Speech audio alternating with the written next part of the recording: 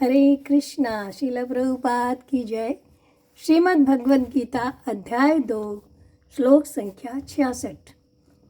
नास्ति बुद्धिर्युक्तस्य न चायुक्तस्य भावना न चाभावयत शांतिः अशांतस्य कुतः सुखम।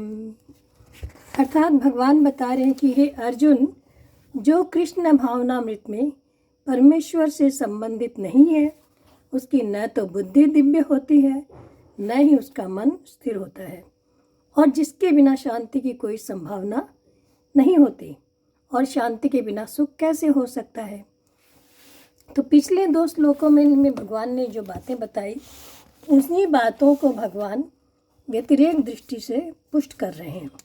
भगवान कह रहे हैं नास्ति बुद्धि युक्तस्य, यानी कि जिनका मन और इंद्रियां संयमित नहीं है, अपनी इंद्रियों पे अपने मन पे जिनका कंट्रोल नहीं है, ऐसे असंयमी पुरुष को दृढ़ता नहीं होती, निश्चयता नहीं होती कि मुझे परमात्मा प्राप्ति ही करनी है।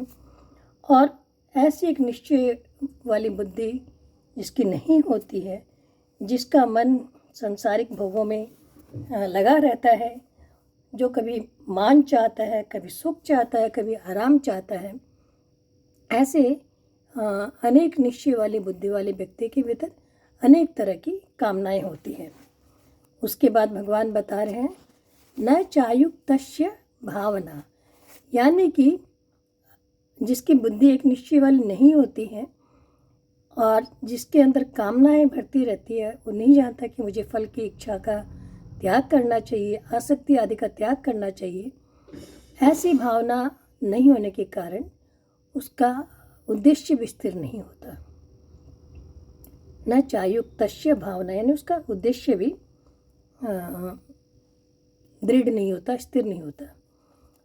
ऐसे जिसकी बुद्धि दृढ़ नहीं होती, जिसका निश्चय दृढ़ नहीं होता, ऐसे व्यक्ति के लिए भगवान बता रहे न चाभावयत है शांति ही, यानी कि जो अपने कर्तव्य परायण में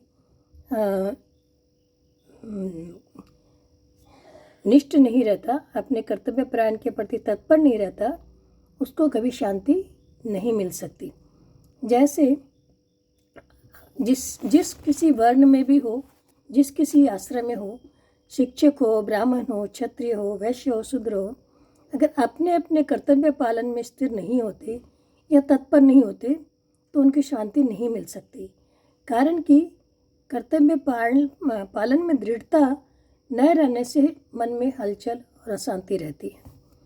उसके बाद भगवान बता रहे हैं अशांतस्य कुतः सुखम, और जिसके अंदर शांति नहीं है, जो अशांत है, जो कामनाओं से घिरा हुआ है, जिसकी बुद्धि व्यवसायत्मिका नहीं है, एक निश्चय वाली नहीं है, उसके हृदय में हमेशा हलचल रहती है, विचलित रहता है, मन विचलित रहता है।